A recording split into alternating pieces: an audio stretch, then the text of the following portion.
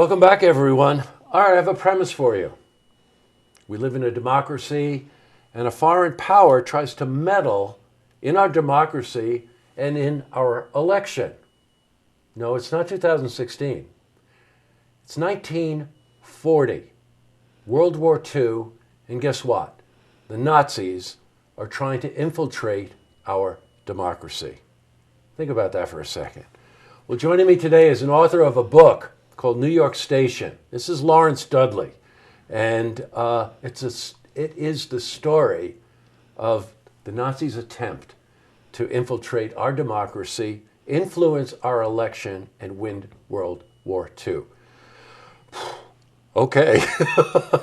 Well, pick something heavy the next time, Lawrence. So first, welcome. Great to have you here. Thanks for having me. Oh, you're quite welcome. Boy, you know what? In thinking about what we're going to talk about, we could be here for a few days because if we could talk about what happened in 1940 and talk about what happened in 2016, Absolutely. we'd be here for a while. So let's concentrate on 1940. Sure. First, you're an author. You live here, right in the community. Yep. You were reviewing things for a local newspaper. Mm-hmm. You became interested in the isolationist movement right around the late 30s and early 40s. And then you discovered something. Yes. Well, while I was working in Saratoga, of course, I was the reviewer at Spock for quite a number of years. And I would go out and do my reviews at a very tight deadline. And after we were done, I would shoot the breeze with other reporters, like around midnight or so, and they would tell stories. And I heard about Raleigh's Lake House. And I was really fascinated by this. So one day I snuck out there. And of course, there were no trespassing signs all over the place. But I went out there and I saw this thing. And I was absolutely blown away by it because, of course, it was an astonishing Art Deco creation. Yes. And this is an amazing story behind it. And I was also aware, I had been interested in some time in doing something about the isolationists. But I also knew that Ian Fleming had been in our area quite a lot. Mm-hmm. And I think he was here before the war. Mm-hmm. He was assigned to an organization called British Security Coordination, which the British set up in the United States prior to Pearl Harbor, in part for a fallback option if Britain fell, but also to fight the Nazis in the Western Hemisphere and elsewhere. And it also came into my mind that I was looking at a great story. Coming to Saratoga, the casinos, the lake houses, the isolationists, spies, 1940, pre-Pearl Harbor. It just all came together in a flash. I thought, man, here is a great story. Wow. And that's how it all started, actually. It actually started in the newsroom in the Saratogian. No amazingly kidding. enough. Yeah, amazingly enough. Well, you know what? What he's referring to is that at the time when people would come in and try to infiltrate, let's say, our democracy, as an example, and that's what the book is based on, but they would have to launder the money. Yes. So the money would have to be moved around in a way that could not be traced. And of course, casinos and gambling is a way to do that. Right. And believe it or not, Saratoga itself and this region played a part in the story that unfolds in the book. Now, without giving away any of the details of the book, of course, the Nazis did succeed in getting into this country with a lot of money. Hell of a lot of money. And started to get that money infiltrated in. We know at one point that they spent $160,000 to bribe 39 delegates to the Democratic National Convention to not vote for Roosevelt. They really wanted to stop FDR. Now, you have to back up and think what that meant in 1940. That's about $4,000 per person. That would buy a big mansion in the suburbs in that day and age, in some place like Bronxville. It was a lot of money. Yes, absolutely.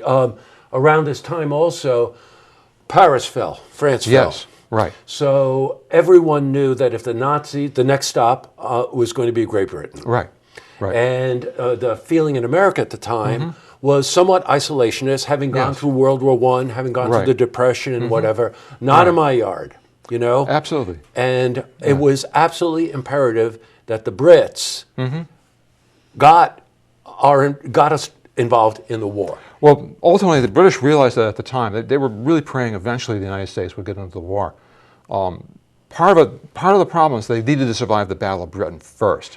Yeah. Battle of Britain is the background of the story that's going on while the story takes place. And of course, that was really sort of the bottleneck through which civilization went. If the British had lost the Battle of Britain, nothing else would have mattered. I mean, civilization would have collapsed as we know it. Exactly right. Completely collapsed. We'd be living probably under some kind of fascist regime today of some sort.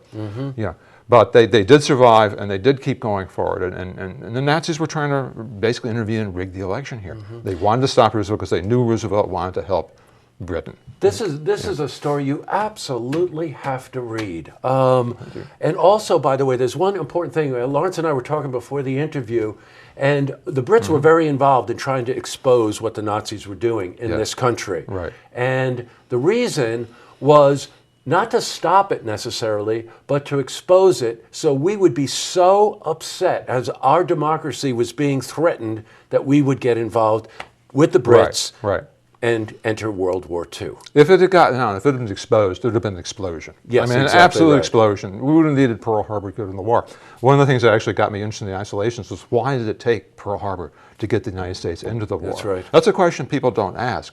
Well, there were a lot of reasons why, but if they knew what they were doing during the election, there would have been an incredible explosion. That's I mean, right. the U.S. Navy would be in Scapa Flow in a couple of weeks, be Marines in Suffolk in a month. I mean, it would have happened that fast. It would have been boom, but it didn't, fortunately. So, well, Lawrence, it's thank you so much for taking the time to come in. Thanks for having me. It's New York Station, Lawrence Dudley. Now, go to lawrencedudley.com because Lawrence is going to be doing readings.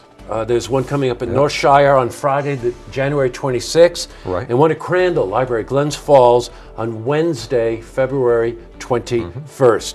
LawrenceDudley.com. And do yourself a favor.